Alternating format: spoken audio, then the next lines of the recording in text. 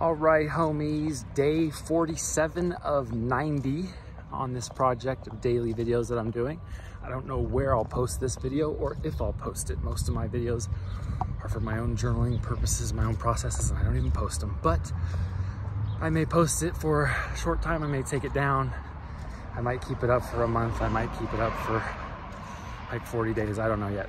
I might not post it at all. Like I said, I'm actually probably leaning towards not posting at all, which gives me a little bit more freedom in my mind to push into my edges, a little bit of vulnerability.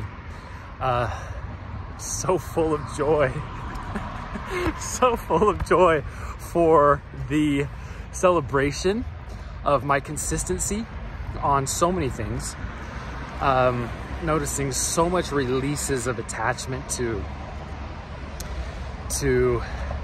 comfort and to old patterns that I have used as valuable, useful tools for my growth and expansion, and then noticed that I was leaning on them as an escape from discomfort that I didn't want to feel, and then just shifting that gear and making that choice. And then those patterns fall off, and I just notice them showing up less and less, and I notice me doing them less and less. And like, the growth is phenomenal. I'm basically able to admit to myself, and even willing to admit publicly, that it's time for me to give myself a break,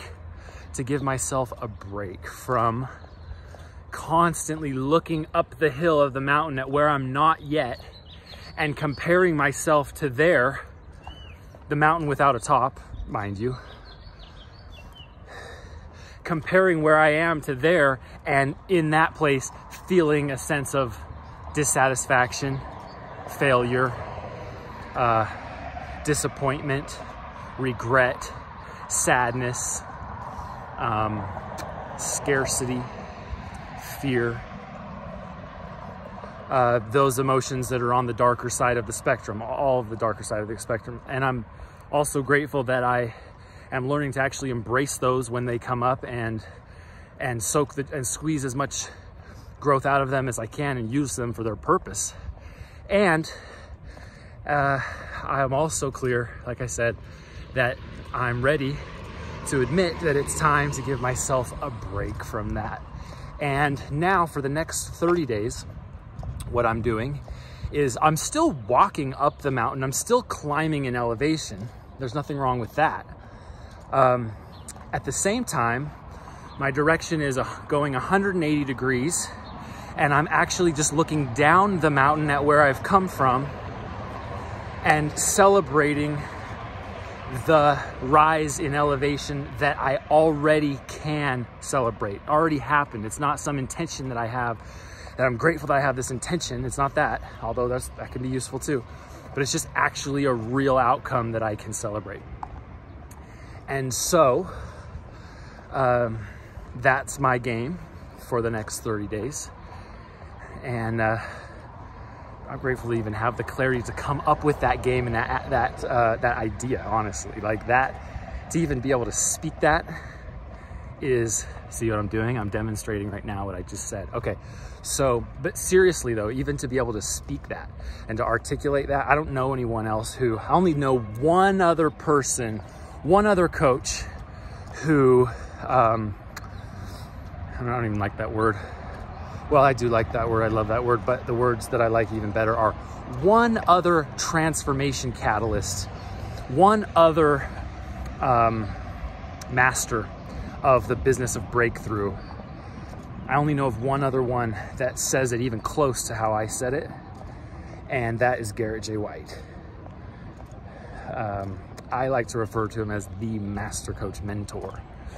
But that's just from the old school days, back when we were in the family with Kevin Nations together, and we were sitting across the kitchen table, and he looked into my eyes and I could see right through him that he was awakening. I could see him waking up as he developed his message. I could see it, and I could see through the pieces that he even couldn't even see in himself. And I knew for a fact he was a billionaire in creation. I knew it. I could see it. I don't even know if he had that as a intention at the time. But And then he so generously helped me craft some messaging and do some videos and worked with me when my emotional material came up, and just quietly, humbly, graciously led from the front, served me, didn't need to sell me anything, but just wanted to set an example and went first as a leader. And I jumped on and off of his email list over the years and just watched as he exploded his movement, which is now still a relatively tiny little movement called the Wake Up Warrior movement. And it is that. It is very much a movement. So anyway, he's the only other one who I know who articulates this even remotely close, but I'm even saying it in a way I'm kind of adding a little bit of a unique KP sauce to that cocktail formula, and making it a little more spicy and a little more clear and a little more accessible, at least for me. And so that's my game over the next 30 days. You might see me on day 13 of it or 20 of it, but either way, whether I post and share those publicly or not, that's the game that I'm winning, and you can count on that I'm winning it. Take it to the bank. So I usually just turn on my camera when I have something to say. I didn't know what was going to come out of my mouth when I turned on the camera, but I knew I had something to say. And right now, I feel quite complete with that. So I'm just going to end that. I might post this on certain platforms. I might not post it for another couple months. We'll see. But right now it is spring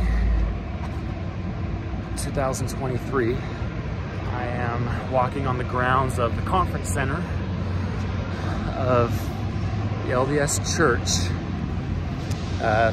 Most of my friends around the globe probably don't even know what that is, but we call it the Latter-day Saints. I just love Christ's teachings, and as I release any attachment and release any dogmatic beliefs inside my own personal faith system, my own personal journey to what I call Christ consciousness, and my mom doesn't like that term, and to her I say, don't use the term.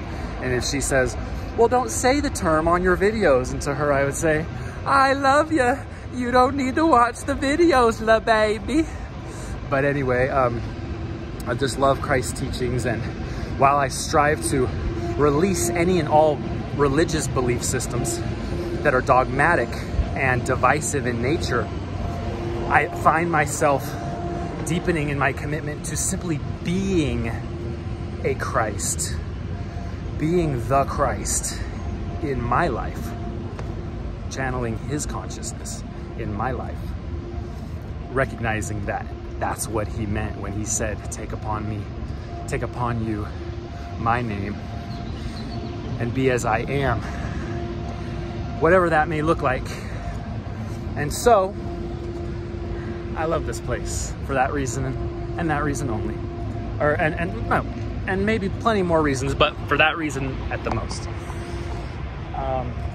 There's all kinds of cool historic sites over here. So I think that's probably it for now, homies. All right, much love, holla back.